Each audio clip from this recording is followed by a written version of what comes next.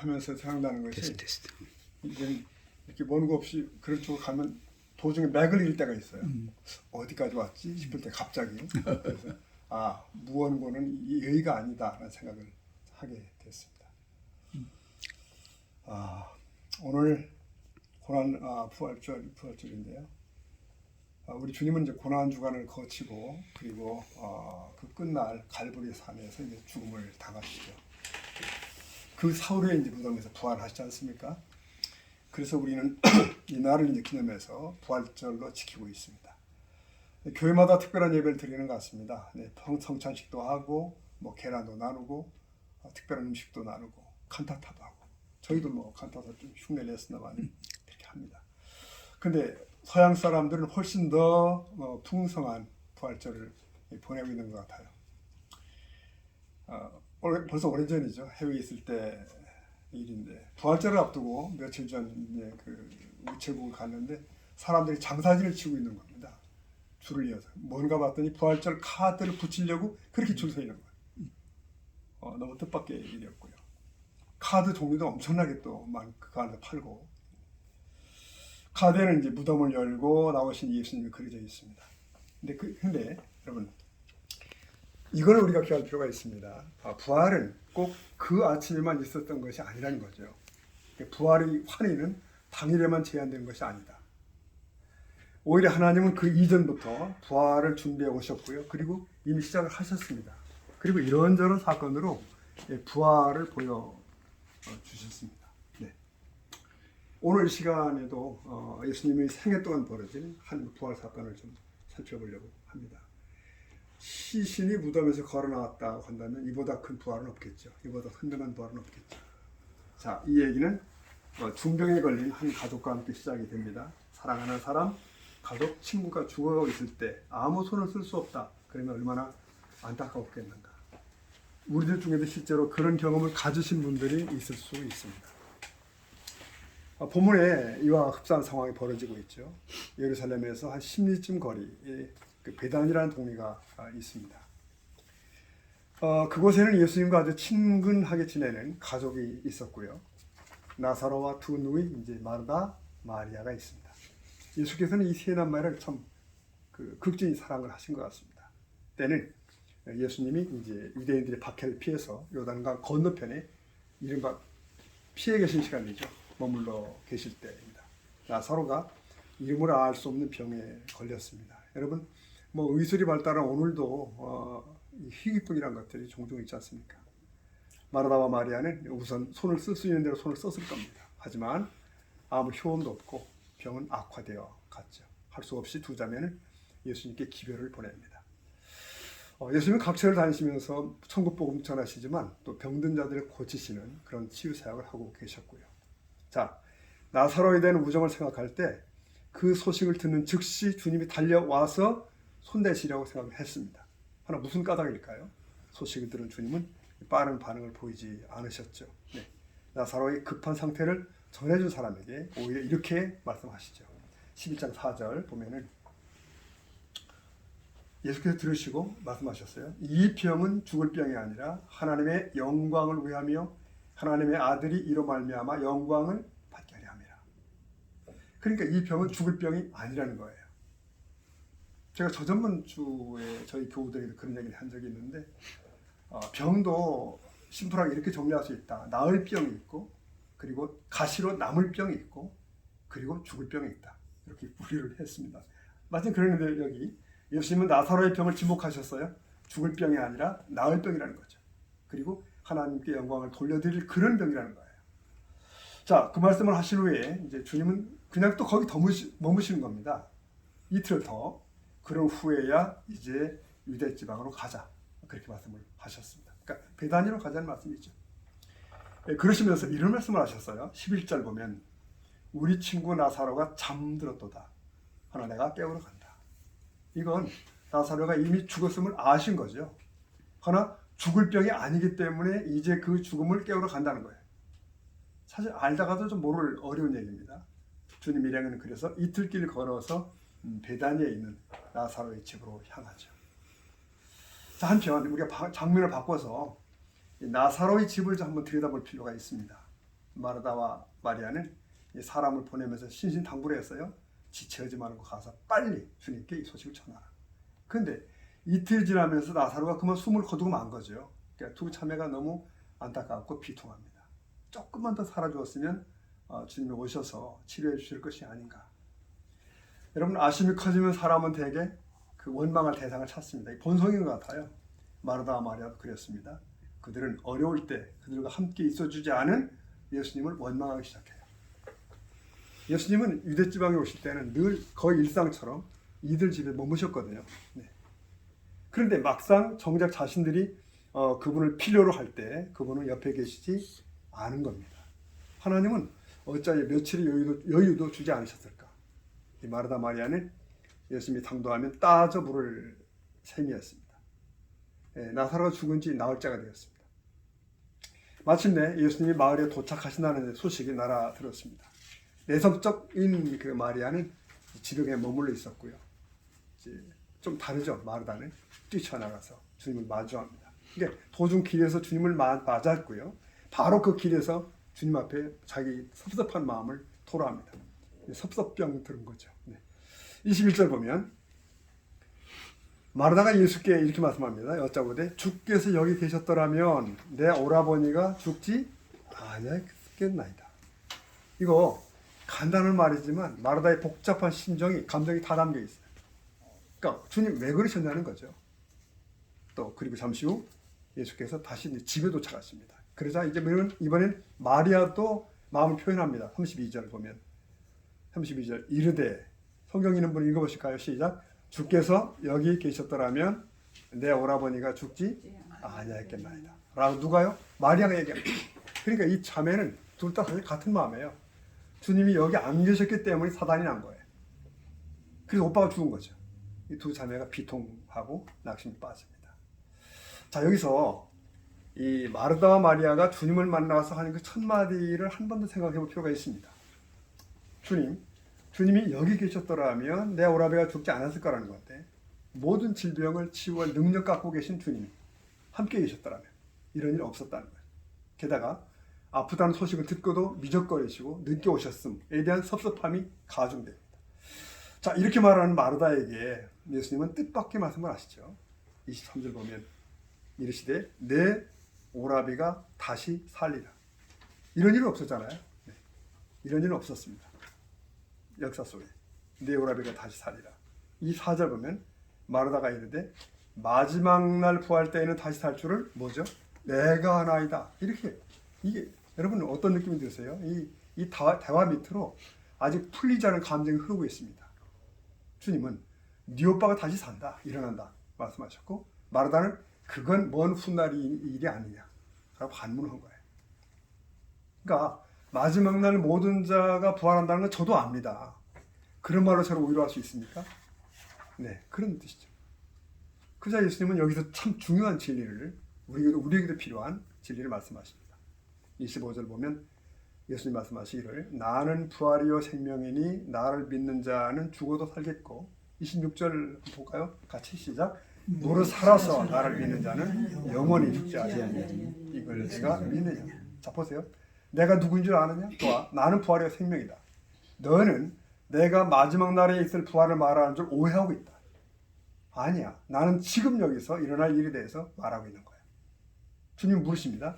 나사로 어디 두었느냐? 그리고 어디 매장했는가? 그리고 예수님은 사람들과 함께 뒷산 나사로의 무덤으로 이동하십니다. 무덤에 도착한 주님은 명령하십니다. 무덤 입구를 막아놓고 돌을 옮겨놓으라. 하지만 마르다가 가로막죠? 주님, 죽은 지가 이미 나흘입니다. 괜히 힘 빼지 마시죠. 그러나 주님은 또 분명히 말씀하십니다. 40절 예수께서 이르시되 내 말이 네가 믿으면 뭐죠? 하나님의 영광을 보리라 하지 않느냐. 자, 믿으면 보세요. 믿으면 하나님의 영광을 본다. 믿음이 필요합니다. 어떤 믿음이죠? 마르다는 예수님이 이 세상에 오신 그리스도이심은 믿었죠. 네. 그럼에도 그분이 지금 나에게 어떤 분인지에 대해서는 믿음이 없는 거예요. 마르다는 마지막 때의 모든 자들을 살리신다는 것도 믿었어요. 그러나 지금도 그러시는 분인 걸 몰랐어요. 여러분 어떻습니까? 교리적으로는 정확한 고백이지만 개인적으로는 아무런 힘도 없는 고백이 아닌가. 이게 박제된 신앙 같은 거죠. 이제 주님은 열린 무덤 앞에서 잠시 기도를 드리신 후에 큰 소리 외치시죠. 나사로야 나오라. 그러니까 생명의 주인이 한 생명 불러내는 거 일도 아닙니다만 나오라. 어떤 일이 벌어집니까? 44절 보면 죽은 자가 수족을 배로 동인 채로 나옵니다. 그 얼굴은 수건이 쌓였더라. 저는 이 장면을 읽으면 늘 떠오르는 얼굴이 있습니다. 저희가 해외에서 한인교회 할 때 수련회 가서 선국대회를 했는데 한 조가 이 본문을 한 거예요. 그러면서 요 순간에 두루마리 휴지로 뚫뚫 온몸을 감은 그 덩치 큰 서양인 영국 아저씨가 이렇게 나왔던 그 장면이 기억이 납니다. 아주 실감났었어요. 이 나사로가 어쨌든 무덤을 그렇게 걸어나왔잖아요. 지금 상상해볼 필요가 있습니다. 이 두 자매와 문상객들은 눈앞에서 벌어지는 참 놀라운 광경을 목격하는 거죠. 예수님은 부활이요 생명이 분명하다. 그러나 여러분, 이 두 자매는 직전까지도 계속 원망했잖아요. 주님 왜 우리가 함께 계시지 않았냐고, 왜 좀 더 서두르지 않았냐고 원망합니다. 그들은 때가 다 늦어버렸다고 생각한 거죠. 누가 오더라도 소용없다고. 문제는 여러분, 이것이 우리들의 모습일 수도 있다고 하는 데 있습니다. 우리는 적어도 예수님을 세상의 구세주를 믿고 따라요. 그분은 하나님 아들 인정해요. 그리고 그분이 무덤을 열고 부활하셨음도 믿습니다. 근데 문제는 그 고백이 지금 여기 있는 나에게 어떤 능력으로 나타나는가 하는 것입니다. 지금 여기. 생각해 보십시오. 주님이 나와 함께 하신다고 우리도 입으로는 많이 고백을 하지만 막상 일이 터지면 주님 어디 계신 거야? 이렇게 반응합니다. 주님 여기 계셨더라면 이런 탄식을 그냥 하는 거예요. 우리 그분들도 보면. 그래서 원망을 합니다. 내가 주님을 필요로 할 때 왜 계시지 않냐고. 왜 이렇게 응답이 더딘 거냐고. 그러니까 마르다와 마리아와 방불을 합니다. 똑같습니다. 그러나 여러분, 우리가 이렇게 생각해 볼 필요가 있어요. 예수께서 베다니를 향하여 출발하셨을 때 이미 나사로는 나은 것입니다. 그거예요. 나은 거예요. 나사로의 병환 소식이 주께 전달되었을 때 이미 그는 회복된 거예요. 그는 생명의 주님의 영역 안에 들어와 있기 때문이에요. 이미. 예수님이 나사로의 무덤을 향해 오실 때 그는 이미 살아난 것이죠. 마르다는 그 부활의 주님을 모신 사람답게 그 믿음을 누렸어야 된다는 거예요. 모든 애통을 멈췄어야 된다는 것이고 기대감 속에 기다렸어야 된다는 거예요. 그 믿음으로. 여러분, 예수님의 부활하심은 참으로 강력한 역사적 팩트죠. 우리 기독교는 무덤 안에 있는 분을 따르지 않습니다. 무덤 밖으로 나오신 분을 따르죠. 다른 종교와 달리.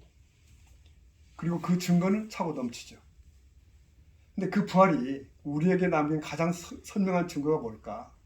저는 오늘날 주일이 있다는 사실입니다. 그리고 그 자리에 여러분이 있다는 거예요. 우리가. 전 세계 수억의 사람들이 이날에 주님을 찬양하잖아요. 본래는 안식일 토요일이었던 거 아시지 않습니까, 여러분? 그런데 안식일의 주인이신 그분이 부활하신 날이 일요일이죠. 그래서 그날에 온 세상의 모든 성도들이 주일에 모여 예배합니다.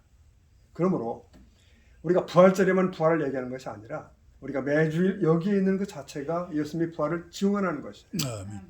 그 의미를 되새기고 부활하신 주님과 함께 살아가려 하는 것이죠. 그러므로 우리는 주일마다 부활하셔서 우리 곁에 와 계신 주님을 늘 새롭게 만납니다. 우리가 그분이 증인입니다. 우리가 그분이 증인이에요. 안타깝게도 그 생명의 주님과 함께하면서도 마리아는 그 능력을 누리지 못했다는 거죠. 낙심하고 허둥지둥하고. 근데 그 같은 경우가 마르다와 마리아뿐이 아닙니다. 또 있고 그래요. 그래서 이 시간 구약의 한 사건을 한번 끄집어 오려고 합니다. 얼마 전에 제가 저희 교우들과 수예배 시간에 다뤘던 본문인데 은혜가 됐어요. 이게 은혜가 되는구나. 필요하구나. 자, 창세기 20장을 생각해 보십시오. 거기 보면 아브라함과 사라의 생애 속에 아주 굉장히 미묘한 사건이 발생합니다. 아브라함이 그랄 지역으로 이제 거주지를 이동합니다. 근데 거기서 자기 아내를 누이라고 거짓말하는 일이 벌어지죠. 왜? 아내로 말미암아 내가 해코지 당하고 죽을 수도 있다라고 두려움을 느꼈기 때문에. 근데 하지만 결국 사라를 그랄 왕이 데려가는 이상한 일이 발생하고 곤란한 일이 발생하죠. 자, 성경이 왜 20장 그 사건을 기록했을까? 뜬금없는 흐름과 상관없는 의미가 있다고 판단했습니다. 우선 우리가 이런 의문을 가질 필요가 있습니다. 그때 당시 사라의 나이가 89세입니다. 그러니까 나이가 아니라 연세시죠. 연세. 네. 근데 그 연세의 할머니가 아름다워서 벌어진 일이래요. 여기 계신 분들 뭐 50대, 60대 다 아름다우신데 그러나 89세도 아름다우실지 모르겠습니다. 아브라함 자신도 그걸 우려했어요. 그래서 거짓말로 꾸며서 이걸 뭔가 대비하려 했던 거죠. 그러면 도대체 사라에게 무슨 일이 일어나는 것인가? 사라에게. 자, 이 20장의 사건은 앞에 18장과 뒤 21장과의 흐름 속에 들어있더라고요. 18장부터 21장 흐름 속에. 18장에서는 뭔 일이 있는가 하면 하나님께서 아브라함의 집을 방문하십니다. 그리고 사라가 내년 이맘때쯤 아들을 낳을 거야 라고 말씀하셨습니다. 근데 이 말씀을 아브라함이나 사라가 둘 다 믿을 수 없었어요. 사라는 픽 웃었다고 거기다. 왜? 너무 다 늙은 몸이니까 불가능한 말씀이죠. 그런데 이쪽 21장 가면 사라가 임신을 합니다. 그래 아들을 낳아요. 이런 놀라운 일이 어디 있어요. 그러니까 100세인 아브라함이 90세가 된 사라를 통해서 아들을 얻은 거죠. 이게 참 기적인데. 근데 여러분 이 기적은요 앞장인 20장에서 이미 시작이 된 거 아십니까? 그러니까 21장의 아들 출생은 20장에서 시작된 기적의 연장선상에 있을 뿐이에요. 무엇을 말하는가? 하나님은 우선 저 늙은 사라를 다시 새롭게 하셨다. 회춘입니다. 그러니까 자식을 가질 수 있는 생리적 나이로 돌이키시고 아름다운 여인으로 돌아가게 하신 거예요. 자, 앞에 18장에서 하나님 말씀하셨습니다. 18장 14절 보면 여호와께 능치 못한 일이 있겠느냐. 기한이 이를 때에 내가 내게로 돌아오리니 사라에게 아들이 있으리라. 그렇게 말씀하신 여호와께서는 바로 일을 시작하신 거예요. 능력으로 먼저 사라를 살리신 겁니다. 부활시킨 거예요. 아름다운 여성으로 회복해요. 그 사실을 누구도 알았다고요? 아브라함도 발견합니다. 네. 그러니까 갑자기 딴짓을 시작한 거죠. 자, 그렇다면 이제 21장의 아이의 출생은 당연한 것이다. 왜? 20장에서 사라는 젊은 여성이니까. 네, 이 20장에서 아브라함과 사라는 전능자 하나님을 찬양하는 삶을 시작했어야 돼요. 어디에 있든지, 그랄 땅에 있든지, 그 하나님을 신뢰했어야 된다는 거죠. 그것을 누릴 시간으로 주어진 게 창세기 20장의 시간입니다. 어느 누구도 우리를 해코지 할 수 없어. 그럴 사람들이 하겠어? 못해. 하나님 이렇게 함께 하시는데 라고 말할 수 있는 자리에 와 있던 거예요. 그러나 아브라함은 사라는 아쉽게도 못했습니다. 오히려 이 젊어진 아내 때문에 아브라함이 두려워진 거예요. 마음이 쪼그라든 겁니다. 그리고 거짓말로 자신을 보신하기 시작해요. 여자는 내 누이라고. 그러자 그날 왕이 아비멜렉이 사라에게 급기야 반해서 데려가려고 시도를 다 하게 되죠. 물론 하나님 막으셨습니다. 결론은. 자, 요지는 그것이죠. 하나님은 아브라함 가정에 약속하신 바 아들을 주시기로 하셨어요. 그것을 위해서 사라를 회복시키셨습니다. 이걸 신약은 부활로 표현합니다. 히브리서에서. 여성으로서는 죽음을 맞은 사라가 다시 살아난 거죠. 히브리 11장 12절 말씀을 제가 읽어드릴까요? 11장 12절 보면 이러므로 죽은 자와 같은 한 사람으로 말미암아 하늘의 허다한 별과 해변의 무수한 모래와 같은 많은 후손이 생육했느니라. 이게 누굴 말하죠? 아브라함 부부입니다. 특히 사라입니다. 죽은 자가 방불한 사람을 살리셔서 죽은 자를 살리셔서 허다한 후손을 두셨다는 거예요. 여러분 그 부활의 능력은 오늘도 죽은 자와 같은 우리를 능히 살리시고 새 일을 행하십니다. 우리는 마치 그런데 창세기 20장 살고 있는 거예요. 그랄 땅에 세상에서 세상을 두려워하면서 그랄 왕을 두려워하면서 그렇게 사는 거예요. 100세가 다 된 할아버지 90세 할머니도 청춘으로 부활했습니다. 우리도 회복되고 부활할 수 있습니다. 그분이 우리에게 생명력을 불어넣을 것입니다. 이 포기하지 말자는 거죠. 맞습니다. 예수 그리스도의 부활은 2000년 전 과거의 사건입니다. 무덤이 열린 거죠. 그리고 그것은 또 미래의 사건입니다. 그날이 오면 모든 믿는 이들이 부활할 것입니다. 그런데 그 부활은 오늘도 실제의 사건이라는 거예요. 오늘도 실제로 실현되는 것입니다. 우리의 삶의 현장에서 일어나는 부활의 역사죠. 주님은 내 현실에 죽은 것 같은 상황들을 다시 회복시킬 수 있습니다. 다시 일어서게 하십니다. 더 담대하게. 이 믿음을 우리가 좀 다시 한번 만지고 회복하는 부활절이면서 좋겠습니다. 다시 정리하면서 요한복음의 그 나사로를 한 번 더 생각해 보겠습니다. 죽을 때까지 기다리셨다가 그를 급기야 살려내신 예수님의 목적이 뭐겠습니까? 어쩌면 이 교훈을 주시는 거 아닐까. 마르다처럼 미래에 부활케 하신만 믿어서는 안 된다는 거예요. 부활하신 주께서 지금 여기 함께 하신다. 이게 우리가 예배 때마다 확인해야 할 메시지죠. 이게 복음입니다. 왜 복음인가? 부활이와 생명이신 주님과 함께하면 죽음이 가시고 생명이 옮트기 때문이에요.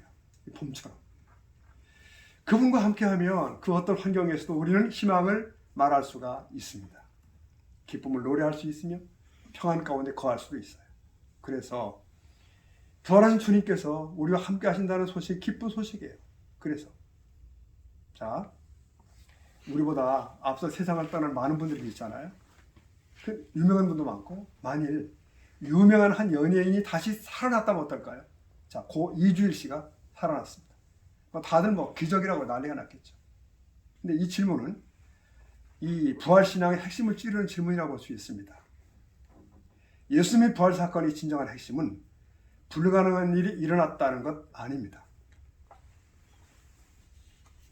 그 사건을 통해서 예수께서 영으로 우리와 함께하게 되셨다는 것입니다.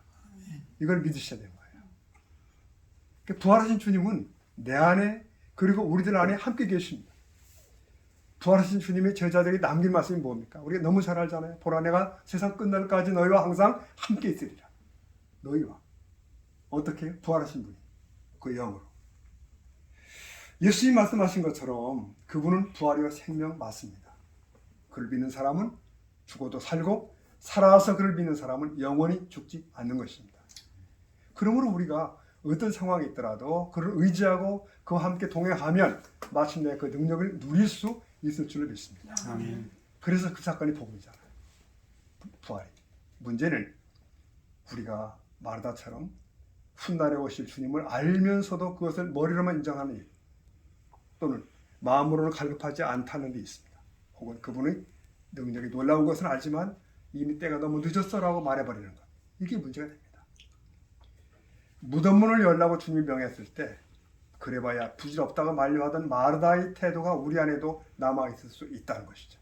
그래서 우리는 부활하신 주님을 앞에 모시고도 여전히 무기력한 삶을 살아가고 있는지 모릅니다. 네, 이런 사람은 마치 약봉지를 옆에 두고도 그걸 먹지 않아서 시름시름 죽어가는 사람과도 같은 형편이라고 볼 수 있습니다. 자, 저와 여러분, 우리 기독교 신앙은 단순한 그 철학이거나 종교 이론 아닙니다. 네, 죽은 후에나 쓸모있는 천국 티켓 얻자는 것도 기독교의 핵심은 아닙니다. 기독교 신앙의 핵심은 부활하셔서 우리 중에 성령을 통해 함께 하시는 예수님이에요. 그를 만나 그와 사귀고 그에 의해 변화되는 부활의 삶을 살아가자는 데 있습니다. 성도 여러분, 주님께서 그래서 지금 그리고 여기서 내 삶을 변화시키는 부활의 사건임을 사모하는 저와 여러분 되면 좋겠습니다. 아멘. 그리고 그 능력으로 살아가는 거예요. 네, 예수님이 과거의 부활을 합리적으로 논증한다고 해서 그 능력이 내 것 되는 거 아닙니다. 부활의 사건을 다 이해하고 인정한다고 해도 부족해요. 심지어 훗날 주님 재림 때 나도 부활해라고 시인해도 아직도 부족합니다. 문제는 그 믿음이, 그 복음이 오늘 내게 무엇인가 하는 거예요. 오늘 내게 어떤 힘을 주는가. 제자들은 예수님의 부활을 알게 된 뒤에 변했죠. 변화의 새 사람 되었죠. 그들의 메시지의 핵심은 바로 예수는 부활하셨다. 그것이 능력이 되는 이유는 내가 부활의 능력으로 살게 되었기 때문입니다. 네, 그들에게 사도 바울은 이렇게 격려했어요. 이렇게 살면 된다는 거예요. 로마서 6장 말씀 읽어드리면 13절, 또한 너희 지체를 불의의 무기로 주에게 내주지 말고 오직 너희 자신을 죽은 자 가운데서 다시 살아난 자 같이 부활이죠. 같이 하나님께 드리며 너희 지체를 의의 무기로 하나님께 드리라. 이게 부활을 경험한 부활분의 사람의 삶이라는 거예요. 이것이 우리 향한 주님의 격려입니다. 이런 뜻입니다. 너희는 다시 살아난 자답게 자신의 몸을 의를 행하는 도구로 하나님께 드리라. 그러면 죄가 왕노릇할 수 없어. 왜? 너는 이미 그 은혜 아래 있기 때문이야. 주님 부활의 은혜. 여러분, 우리는 2000년 전에 부활하신 예수님을 견고히 일단 믿으셔야 됩니다. 또 장래에 다시 오실 예수를 확고히 믿으셔야 됩니다. 나아가 오늘 여기서 그 주님과 동행하셔야 됩니다. 그래서 지금 승리를 누리는 아주 구체적인 그리스도인, 그리고 부활의 참 그 증인들 되실 수 있기를 우리 주님의 이름으로 축복합니다. 아멘. 아멘. 자, 그럼 기도하겠습니다. 하나님, 웬 은혜인지 우리는 주 예수 그리스도의 부활의 사건을 믿게 되었습니다. 그리고 그 부활이 나의 부활일 것도 믿습니다. 하나 장래의 영광스러운 부활뿐만 아니라 또 과거의 주님의 사건이 정확한 팩트라는 사실을 믿는 믿음뿐만 아니라 오늘 여기서 늘 그 주님을, 그 부활의 주님을 누리며 경험하며 사는 저희들 되게 하여 주옵소서.